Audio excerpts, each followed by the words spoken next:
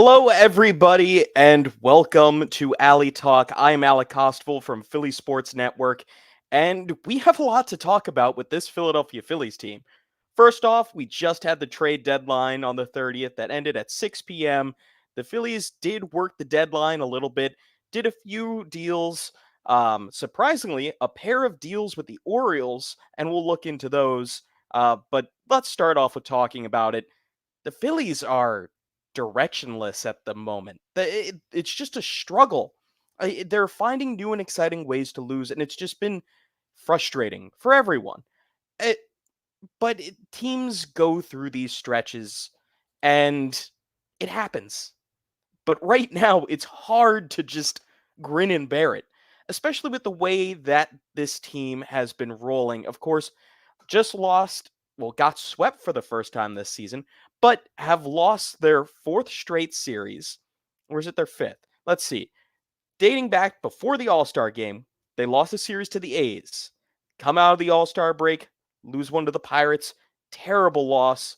They should have won 2 out of 3 in Pittsburgh.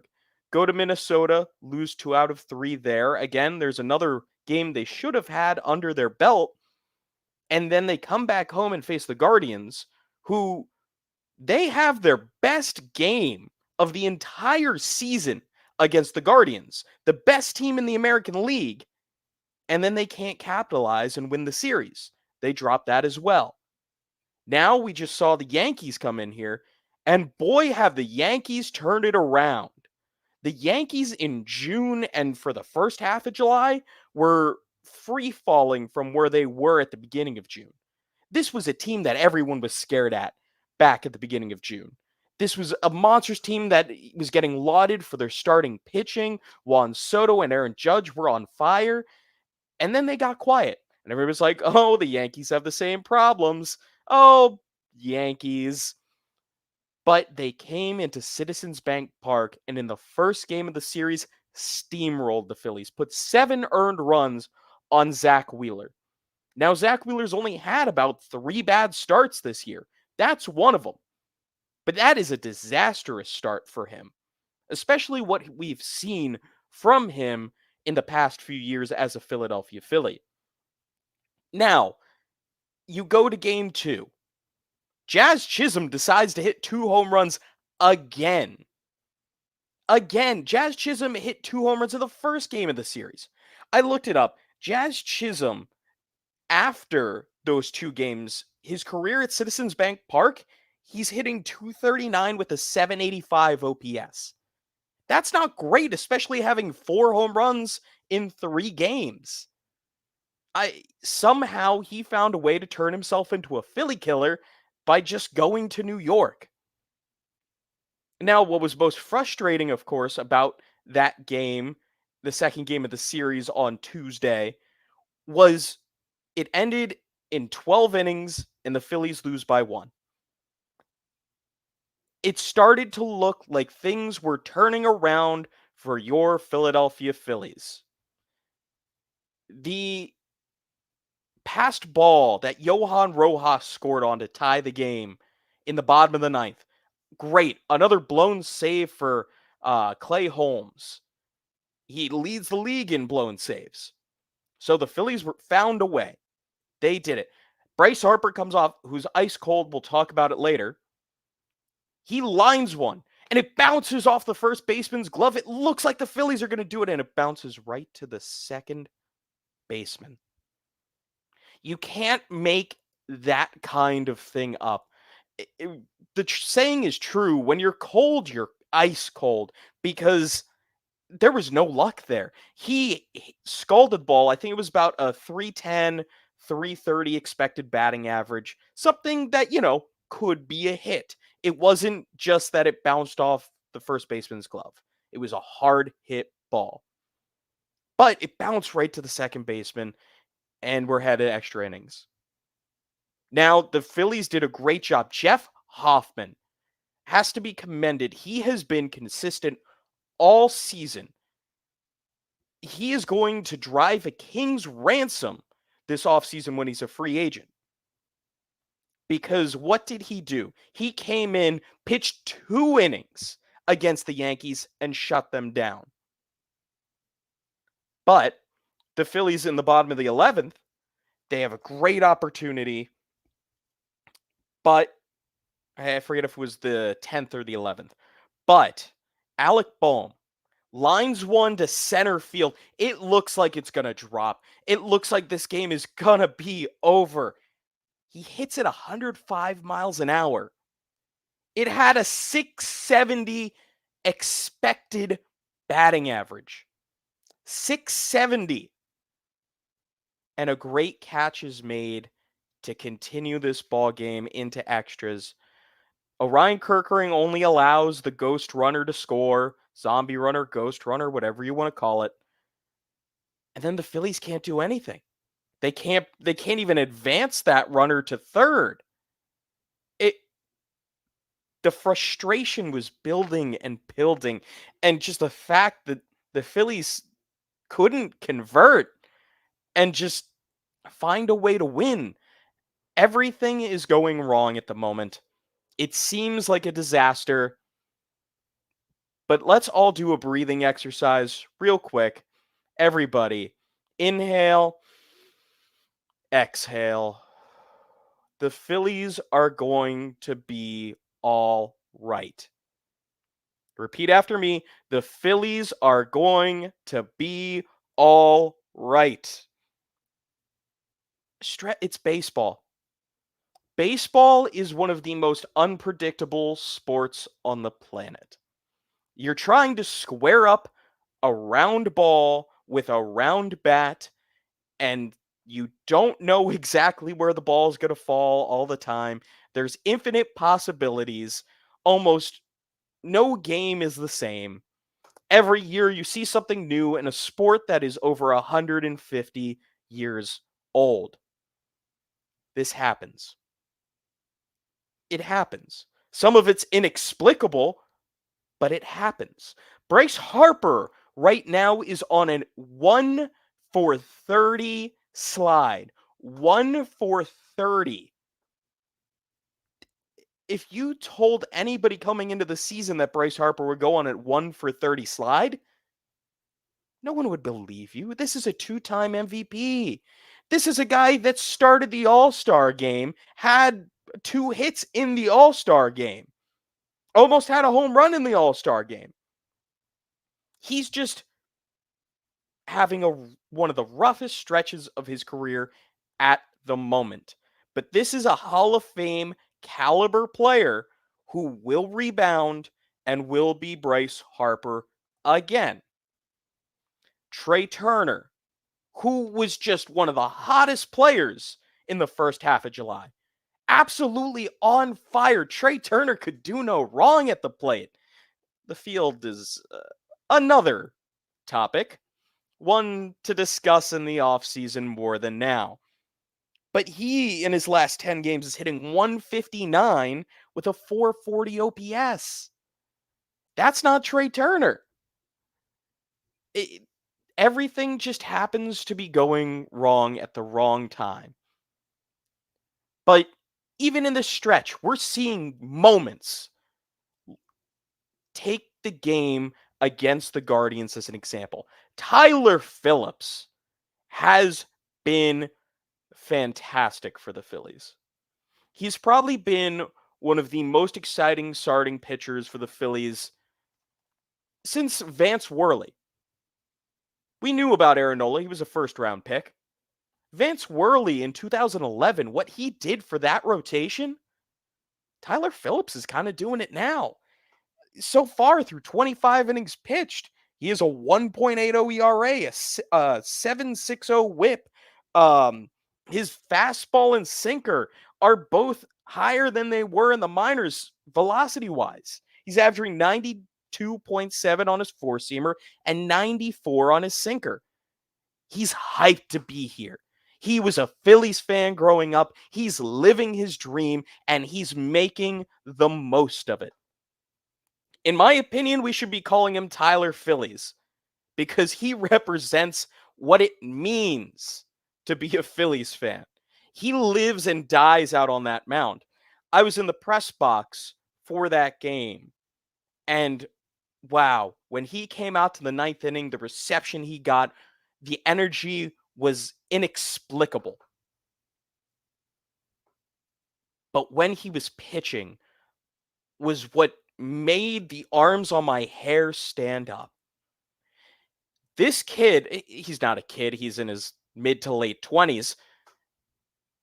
He was so amped to be out there and going for the shutout.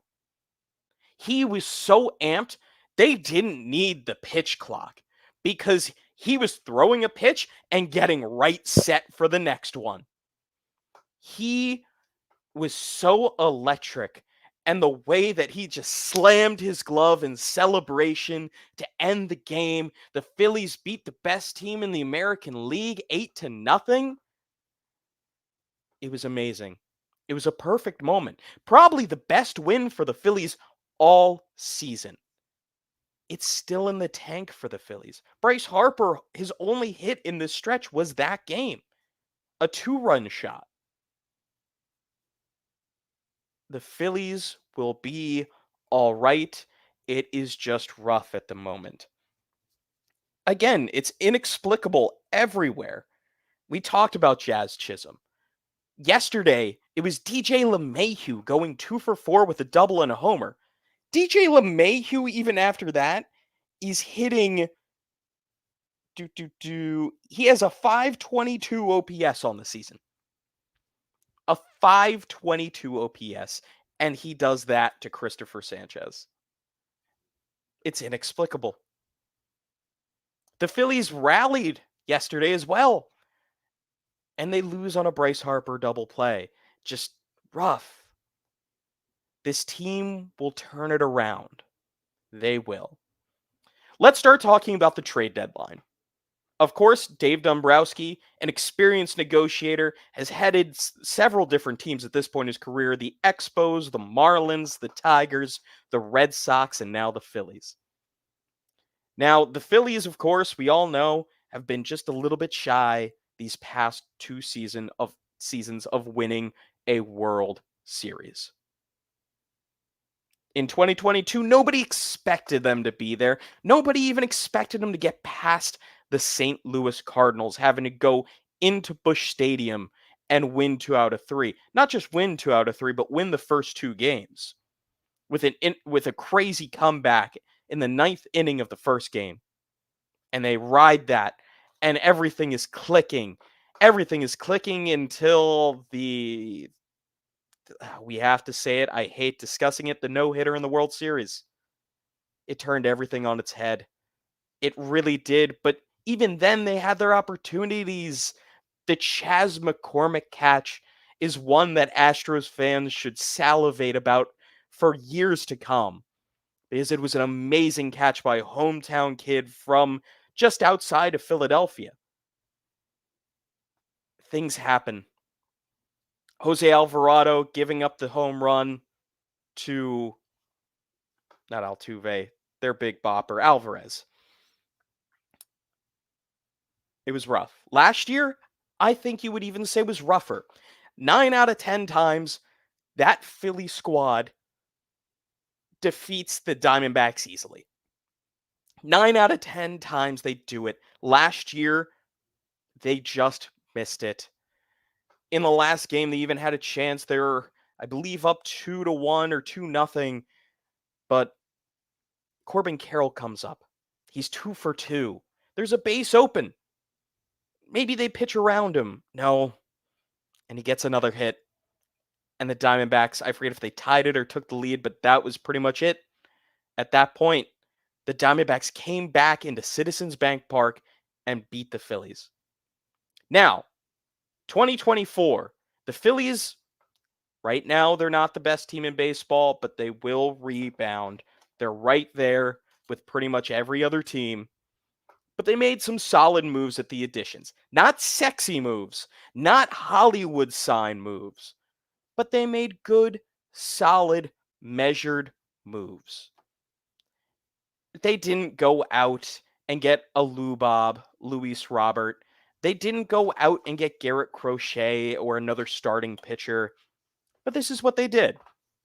They traded Sir Anthony Dominguez, who has been struggling to the tune, I believe, of 4.75 ERA for the Phillies this season, to the Orioles, one of the best teams in the American League, for Austin Hayes, outfielder Austin Hayes, who's been having a great season against lefties. He was an all-star the year prior, and he was brought in to solidify the outfield and give the Phillies a better look against lefties. The Phillies also sent Christian Pache, but he's been since DFA'd by the Orioles. He was DFA'd today.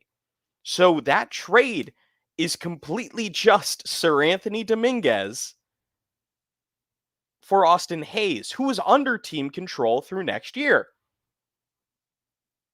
And this was both mentioned by Dave Dombrowski and Rob Thompson.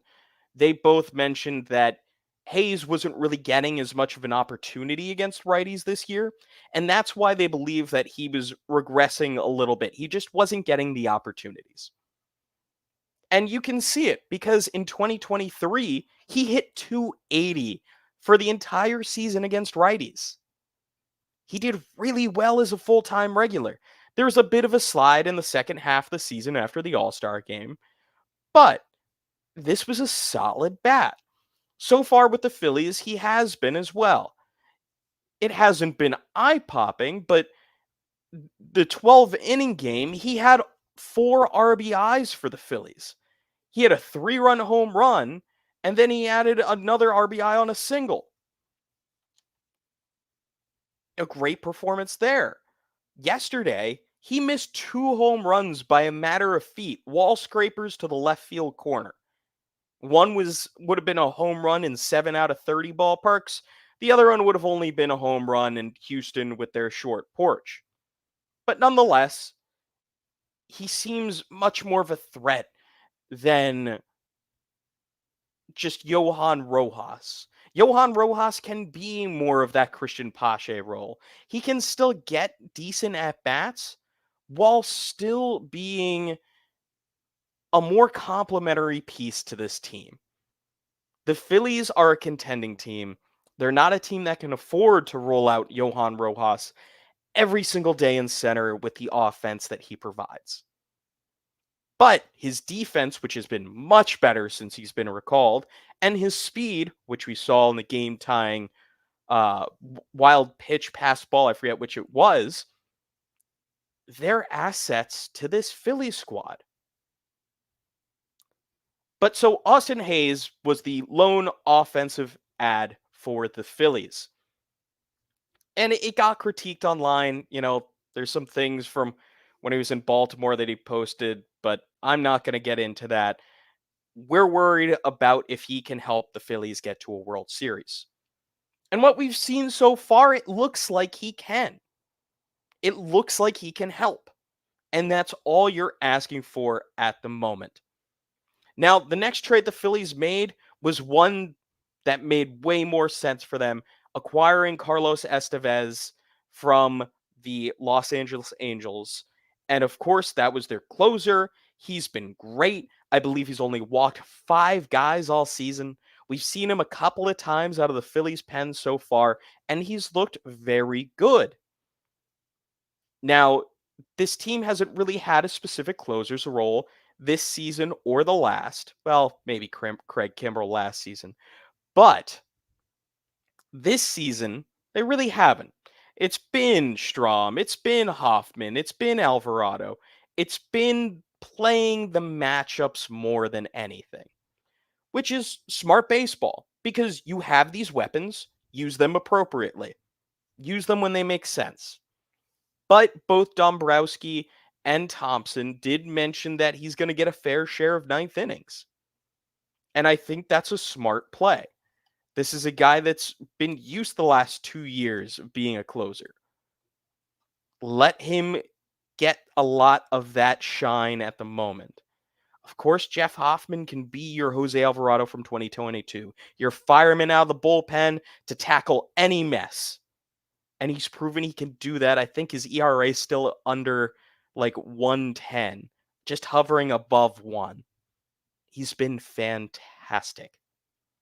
Of course, Matt Strom struggled a little bit. He's given up, I believe, 5 runs in his last 5 games, but it's been 2 games. It's been the one in Pittsburgh and the one against the Yankees. Both stung, but he'll be fine. He wasn't going to have a sub 1 ERA the entire season. That does not happen. It just doesn't. If he did, he would have been in Cy Young conversation. But there's a reason why he was selected as an all-star. And he was selected by peers. He wasn't selected by Major League Baseball. He wasn't selected by a manager. He was elected by his peers to the all-star game, which shows you how much his stuff is respected, how much he's respected. He'll be fine.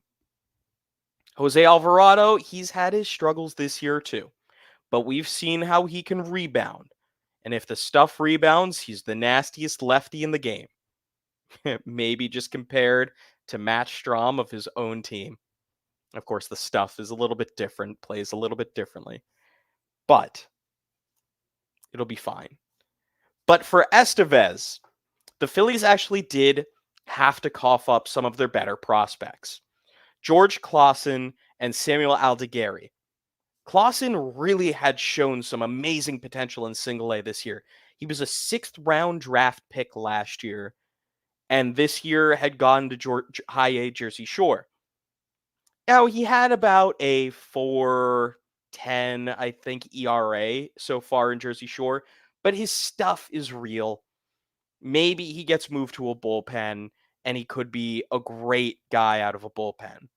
But who knows? They're prospects. Aldeguerri is a guy that profiled as a back-end starter, a real great development success story, international signee out of Italy, not typically known as a baseball country, but he was pitching in a pro league in Italy. If you check his baseball reference page, it's there. And he was finding some great success. He had gone to Double-A Reading. I believe between High A and Double-A, he had like a low 3 ERA. He was another guy who's, a guy that was getting some helium to his prospect status. A breakout season for both him and Klassen. And the Phillies shipped them both to Anaheim for Estevez, who, again, is a bona fide closer. The price tag for relief pitching in this trade market was ridiculous. Absolutely insane. Did you see what the Padres gave up to get a couple of relievers? They hemorrhaged the majority of their top 10 prospects just to get relievers. The Tanner Scott price out of Miami was insane. There's a reason why I can't remember the closer's name out of the Nationals at the moment wasn't traded, because his price was insane. He was under team control for next year, and his price was sky high. Dave Dombrowski was able to translate a 6th-round pick from last year and a developmental success story out of Italy for one of the best closers this year. He throws about 96 miles an hour. His stuff, he's basically replacing Sir Anthony Dominguez. Sir Anthony Dominguez might have a little bit better stuff, but Estevez is actually consistently throwing strikes. You don't have to worry about the day-to-day with Carlos Estevez. I love Sir Anthony Dominguez. He was one of my personal favorites. If you go back to Philly Sports Network and you search The Gallant Tale of Sir Anthony, there's a 2-part little thing I wrote up on like his rise to prominence back when he first came up in like 2018. He was a fun story, a developmental success, but he went through injuries. He was a great star in the postseason. If you look at his postseason numbers, fantastic. The model of consistency in the postseason. Just an absolute great postseason reliever. But we don't know if he's even still that with the numbers he's been showing this year. Estevez, bona fide closer, and you don't got to worry about him. It's great. And I think there is some optimism that the Phillies actually do extend Estevez. Because if you think about it, Jeff Hoffman's going to command the market this offseason. The what he is doing, he is going to get paid with a capital aid. Paid. Estevez, maybe they find a way to extend him a little bit under what Hoffman's market could be. Maybe they sign them both. Who knows? That's probably not going to be what the case is. But let's move on from Estevez to the Phillies' next move. Now, it was getting late on the deadline, and we didn't think the Phillies were really going to do too much. Maybe they could still dip their feet in the pitching pool and find someone. And they did. And I can't even remember his name right now. It was Tanner, from the White Sox, but he's a lefty. I'll get the name for you in a second.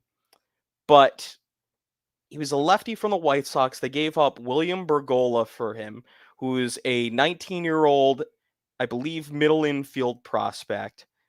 He really decent hitter, but just no power. He be blocked for a long time. There was Tanner Banks. Forgot his last name, but now I can take it to the bank. But Tanner Banks was a guy, a lefty who could really get lefties out. Curveball that no one's really been hitting this season. Fairly average fastball. Gets kind of creamed by righties. But it looked like a nice little trade. Maybe a slight overpay with Bergolla, but nothing crazy. But then the last trade of the deadline trickles in. This was at 6 p.m., maybe even after.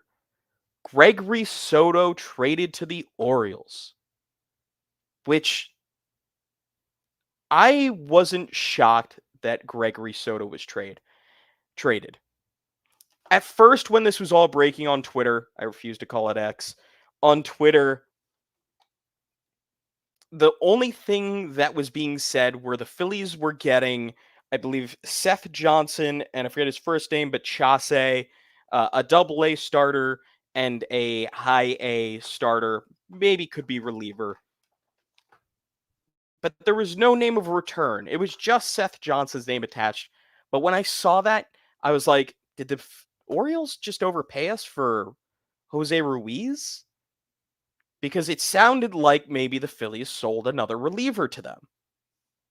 And it turned out to be Gregory Soto, a guy the Phillies traded for not not this previous offseason, but the offseason before, for it was Nick Maton, Matt Vierling, and Donnie Sands, I believe.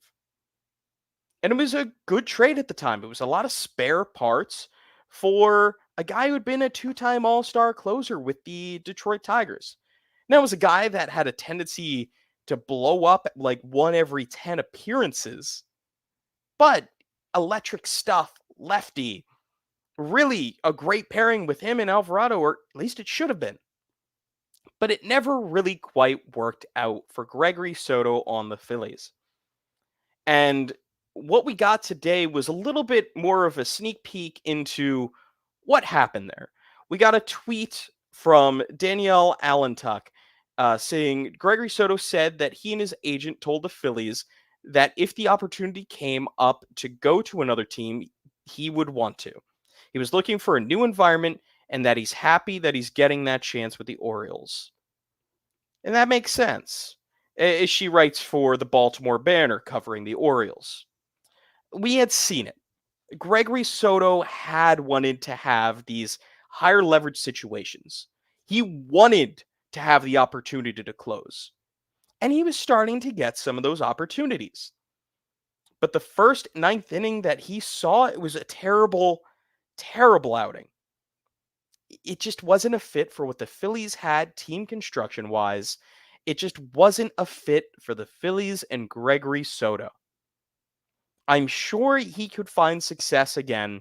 His arm is electric, but he just never really had opportunity to pitch in the situations that really drove him to have success and will drive him to have success.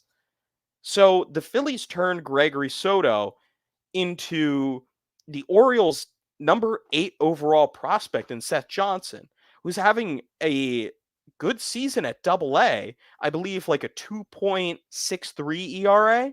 He's having a little bit of walk issues, but of course that's something the Phillies have seemed to specialize in the last couple of years, is developing pitchers with walk issues.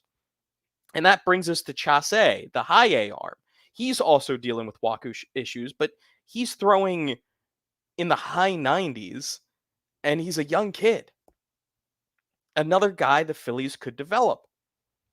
And this helps replenish your Aldegaris, your Clausens. This really is almost like a one-for-one switch. Maybe Clausen as a little bit tinge better than Johnson. Maybe Aldegaris a little bit further. Well, he's definitely further along than Chase. But these are guys that help replenish the Phillies system to keep them going further for longer. The Phillies are here not just to win a World Series, but to stay in the conversation. The Phillies are going to keep spending money to the ability that they want to. Obviously, they're not hitting the dumb money that the Mets spend and make you scratch their head on why they're not better, although they're being fueled by piss and grimace right now, and it's scary. Phillies fans should not discount the Mets at the moment. They are running on purple fumes from McDonald's, and we don't know what's in them. But somehow, some way, the Mets have been one of the best teams in July. They are only, I believe, a half game or so behind the Braves. So if anybody's to worry about, it's the Mets right now. But anyway, the Phillies replenish a couple prospects with this trade. They swap out lefties, Banks from Soto. Banks came in his one inning appearance against the Yankees, and he looked pretty good. He looked solid. And his walk rate is way lower than Soto's. He's a guy that you can trust a little bit more with a little bit more consistency. Is he going to get righties out the same amount as Soto would have? Probably not. But if you find a cell of lefties, say in the 7th inning of a playoff game, Banks might be your guy to go to. Because he's shown to dominate lefties. But overall, the Phillies had a solid deadline. Again, they acquired Hayes, Estevez, Banks. They trade away Sir Anthony Dominguez, Pache, who was immediately DFA'd, Aldegari, Clausen, Bergola, and Soto. The Phillies were able to, again, pretty much refill their system of the pitchers they had just lost and upgrade their current bullpen pieces and find a unique option for an outfielder that nobody was really talking about. I know I have an Orioles fan that I work with at my full-time job, and we were just kind of shooting the breeze and, what about Hayes? All right, maybe I was just talking about Orioles outfielders in general. But it wasn't even a passing thought that I even put on the internet because it didn't seem worth it. It was like, oh, why would the Phillies and Orioles find a way to link up? They did it twice. Dave Dombrowski is a man that knows how to work things in baseball. He's done it before. He did it this time. He'll do it again. But for everyone that was overreacting, that the Phillies loved their prospects too much, they hugged them, they wouldn't give up enough that they would go out and steamroll to a World Series, that just doesn't happen. It does not happen. You don't go out and get the best piece and steamroll to the World Series. Let's bring up 2008. 2008, who did the Phillies get at the trade deadline to help them in starting pitching? Joe Blanton. Who was the gem of that trade deadline? CC Sabathia. CC Sabathia was having one of the greatest seasons in recent memory, and he goes to the Milwaukee Brewers. Who do the Brewers play first round of the playoffs? The Philadelphia Phillies. Shane Victorino, that grand slam, the rest is history. Just because you don't get the name brand doesn't mean you're not going to succeed. And realistically, who did the Phillies miss out on this deadline? There's only one name that maybe wish the Phillies would have maybe loosened their grasp on the prospects just a little bit for, and that's Randy Arozarena. Because Randy Arozarena is a proven postseason performer. His vibes would have been perfect with how this team is constructed. He would have been a great fit. But maybe the Mariners didn't see the same value, or not the Mariners, the Rays didn't see the same value in the Phillies prospects than the ones they were able to get from Seattle. And it just happens that way sometimes. But other than Randy Arozarena, who did the Phillies lose out on? We saw Tanner Scott. He demanded a boatload of prospects to get from Miami. We would have had to given up Justin Crawford or somebody like that. And you want to know what Justin Crawford's been doing in Double-A since he's been called up? I'm glad you've asked. Last I checked tonight, he was 1-for-1. I haven't checked since for Double-A rating. But since he's been called up, he's hitting .368 with a .903 OPS. He's been on fire at the next level. Now, granted, Double-A is a little bit more offensive of a level than High-A, but if he's showing these numbers now, this could be the guy that the Phillies project. And who are we going to send? Aiden Miller? No way. Andrew Painter, he is your security blanket for starting pitching in 2025. There's a reason why he is ranked pretty much across the board a top 25 prospect in baseball, even though he's been injured like a year and a half, over a year and a half at this point. But there's a reason why he keeps that prospect status so high, because his arm is electric and other people believe in him, not just Phillies evaluators. This is a guy that if the Phillies don't extend Ranger Suarez, this is a guy that's team control for 6 years, and if he pans out, there's your Cole Hamels. So there's a lot to be excited about with the Phillies from a future standpoint, from a current standpoint, from the trades, but there's a lot of overreaction at the moment. I saw somebody call for Kevin Long's head the other day. Nobody is firing anybody this season. The Phillies had their best 50 and 60 game opening for a season ever. Ever. This team has been around since 1883. Have any of you been around since 1883? I don't think so. So why would can anybody that would be a short-term solution at best, and then somebody that is already showing that they can help develop these players? I know Brandon Marsh has been a little bit cold recently, but think about what Kevin Long has done for Brandon Marsh. He identified that Brandon Marsh was a swing that he could fix. Granted, the Phillies gave up Logan O'Hoppe, who was blocked by JT Realmuto, so not really a conversation there.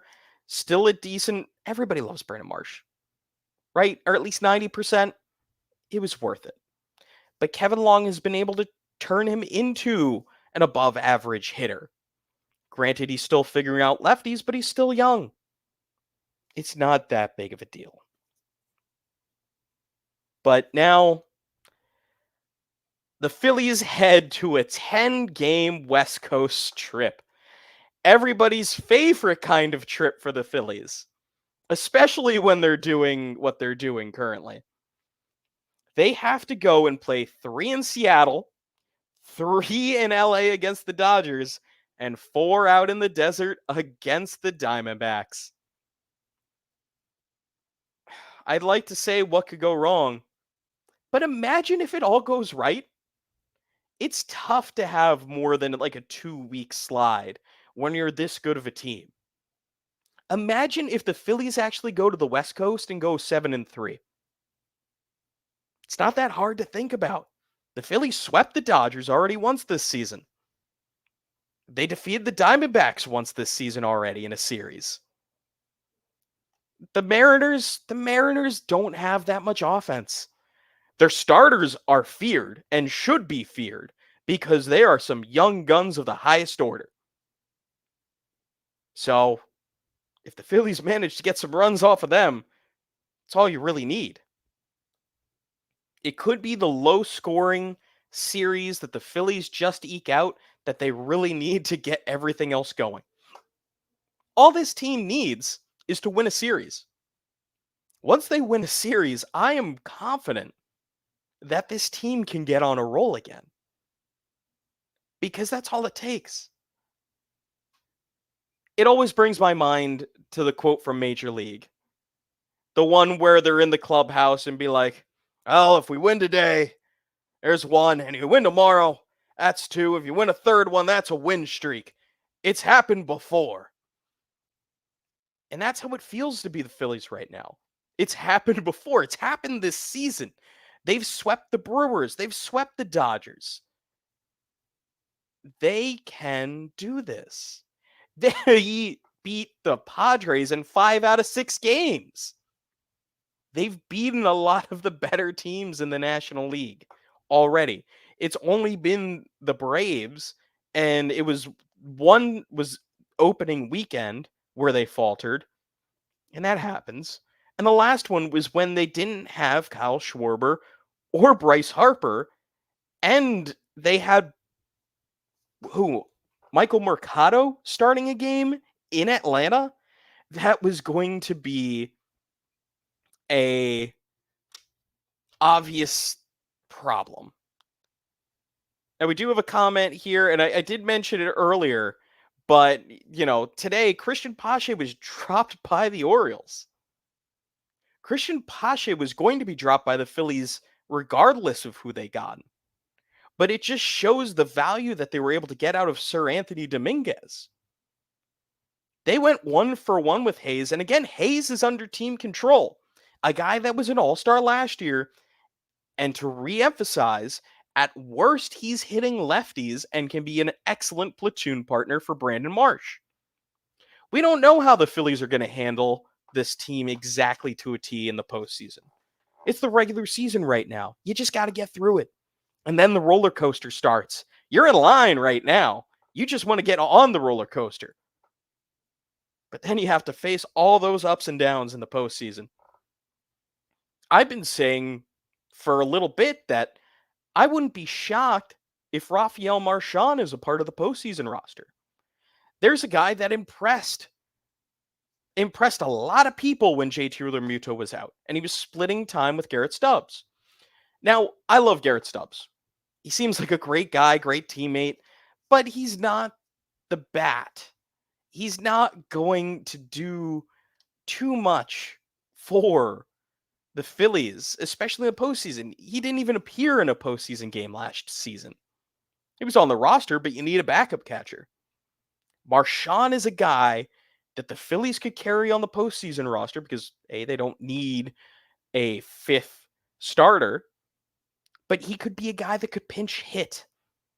He could be a guy that if you need to pinch hit for somebody, he could come in and, he would have to take it for JT, but he could be there on the roster and be a little bit more meaningful than Garrett Stubbs. And Star Wars 99 saying, happy Soto and Dominguez are gone. Again, I love Dominguez. I'm not really happy to see him gone, but the improvements the Phillies made were palpable. They made sense, and everybody should be a little excited about these new additions. Soto is a guy that never really worked out with the Phillies.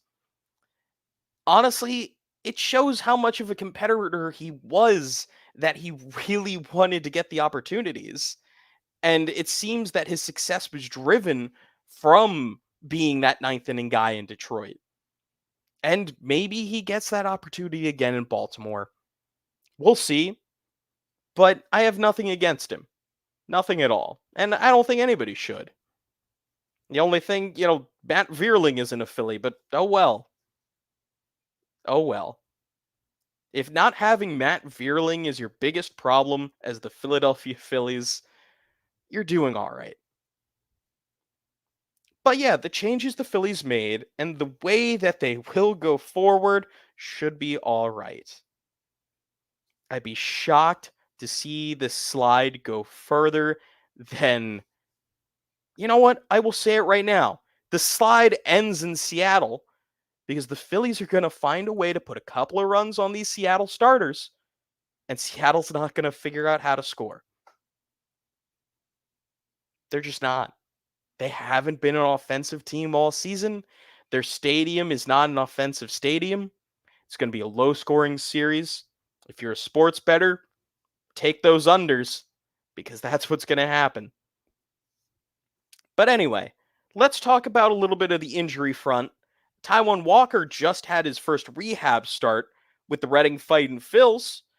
I believe he went 2 2/3 innings and gave up 3 runs. I didn't see what his velocity was like, and I didn't really see any video on what his splitter looked like. But when I was talking with Rob Thompson on a couple days ago, it was in the Guardian series, they said during his bullpen, his velocity was up and his splitter looked sharp. So he'll definitely get another rehab appearance. I doubt it'll be with Reading, probably go to Lehigh Valley, but he's probably going to have to get stretched out. He only went 2 2/3. We're probably not going to see him throw more than 80 pitches in his first appearance. And of course, expectations for Taijuan Walker are timid at best. But the Phillies do need him to get back because they're going to want to start a 6-man rotation soon. The Phillies did this last year to help stretch out their starters, get them ready for the postseason, and they're going to want to do it again. But right now, the pitching depth's kind of rough. Ranger Suarez went on the IL with some back spasms or back tightness. I forget the exact. And it was different than the back issue he had that prevented him from pitching the All-Star game.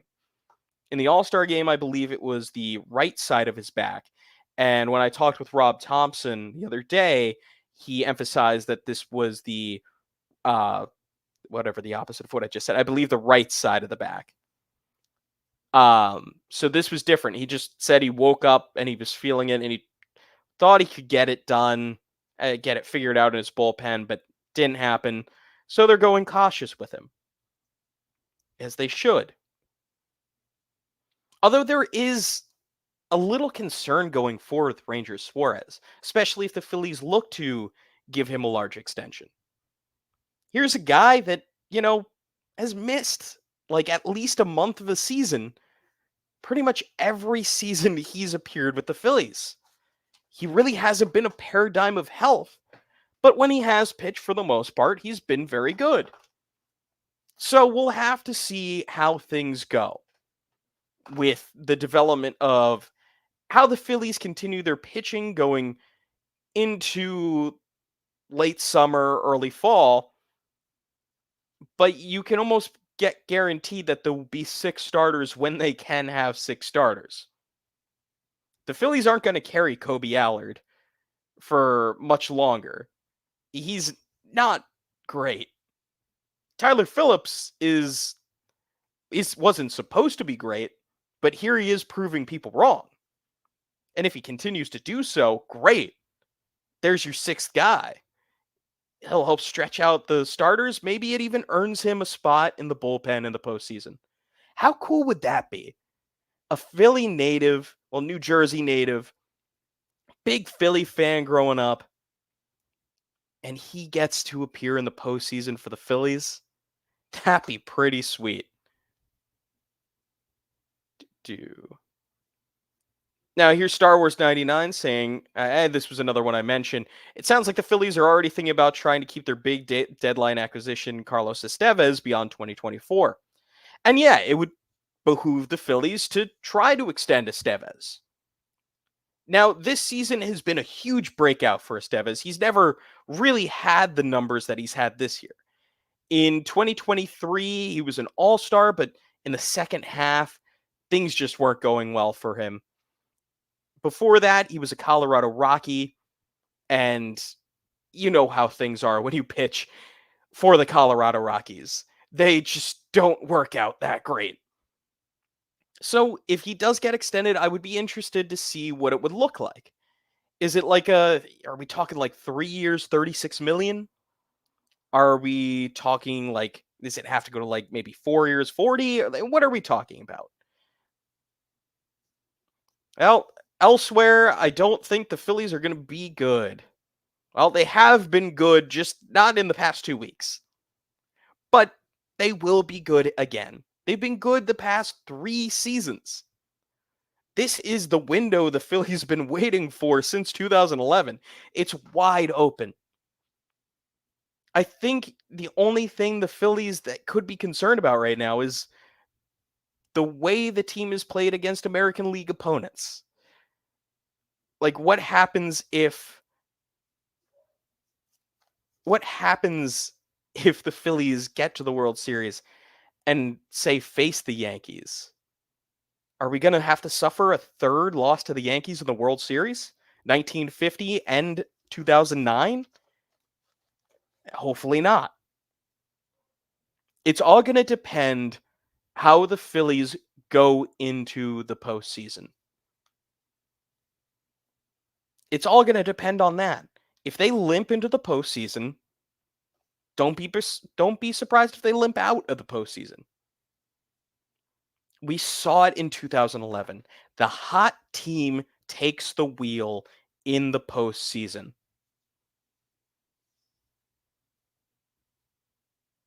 The hot team takes it's their destiny to seize. Momentum is a hell of a drug in baseball. You grab momentum, you grab the rings. Again, 2011, the Phillies sweep the Braves, causing the Braves to be knocked out of the playoffs. Cardinals are inserted and beat the Phillies in a 5-game series after an amazing pitcher's duel between Chris Carpenter and Roy Halladay. I mean, if you look back in that series, and if we could all stop being from Philadelphia or Phillies fans, we'd be able to see, wow, that postseason was exciting. That series was exciting. But we can't. Honestly, it's like how I view the 2016 World Series. 2016 World Series, Cubs versus Indians. The Cubs, it just felt like a natural team to root for. They never really did anything to the Phillies except fleece them in a couple trades, once in the 60s and once in the 80s. But other than that, what have the Cubs ever done to the Phillies? It's always been the Phillies kind of giving it to the Cubs. So, 2016, you're watching this amazing series. It seems like the Indians are going to win after going up 3-1. And then all of a sudden, game 6, Cubs score like 7 runs in the first couple innings. And then game 7, one of the best games, World Series game 7s ever. Just an all-around exciting game featuring Michael Martinez. Remember that? Michael Martinez was on that Indians team. One of the worst baseball players to ever wear a uniform for the Phillies in the World Series for the Indians. It was a weird time. Weird time. But that's how it feels sometimes. With these exciting series games, there's a lot of pundits saying about how the 12th inning game and then yesterday's game against the Yankees were some of the best baseball they've watched all season. Not for Phillies fans. Not for the people of Philadelphia. It was rough. It was a shot to the mouth. Especially if you saw that video from World Star. Rip that guy. But it's the Phillies right now are an enigma. No one is going to be able to pinpoint one thing that's going on with them. Obviously, Harper's not hitting. Trey Turner's not hitting. But there's been some falters in the bullpen. Zach Wheeler got blown up. Everything just seems to be going wrong at the moment. And that happens. It's baseball. Now, if anybody else has any questions, please feel to put them in the comments. But if not, hey, just take a breather. If you want to, go focus on Eagles preseason for a little bit. The training camp's going on. Go watch the Olympics. Take a break. Don't make yourself suffer. But the Phillies will be all right. The Phillies will be all right. They're going to do it. Bryce Harper is Bryce Harper. Trey Turner is an all-star caliber shortstop. Again, we'll talk about defensively another time. That's a conversation for the offseason. Alec Boehm's having a breakout year. JT Realmuto has been one of the best catchers in baseball for years. The starting rotation has been fantastic for the majority of the season. Zach Wheeler, Aaron Nola, Tyler Phillips, Ranger Suarez, Christopher Sanchez breaking out, being an all-star. You have the bullpen with Matt Strahm, with the Hoff Daddy himself, Jeff Hoffman, Jose Alvarado, the electric lefty himself, and now Carlos Estevez. This team is going to be all right. This team has a great shot of winning the World Series. This is their best shot to do it. It really is. Because next year, Shohei Ohtani's probably going to pitch again. That rotation in LA is going to be nasty. They're going to improve over the offseason too. I'm sure of it. And maybe they become the next dynasty, or maybe they stay LA and just be really good in the regular season. Maybe the Yankees re-sign Juan Soto and improve in other ways as well. Who knows? But all you have to know right now is the Phillies are one of the best teams in baseball. They've been having a bad 2 weeks, maybe 3 at this point. I guess you can include that A's series before the All-Star game. But they're going to be fine. So, as the Phillies head to this West Coast trip, you don't have to stay up late. Just wait, because the turnaround is coming. Well, I'm Alec Hostable from Philly Sports Network. Be sure to check us out. If you're in Philly, we're routinely published in the Metro Philadelphia. Physical copies, you can usually find them around the subways. Give us a read. But check us out, and we'll keep covering the Phillies all season long. Whether it's in the press box or watching from afar just like everyone else. But again, I've been Alec Hostable, and good night, everybody.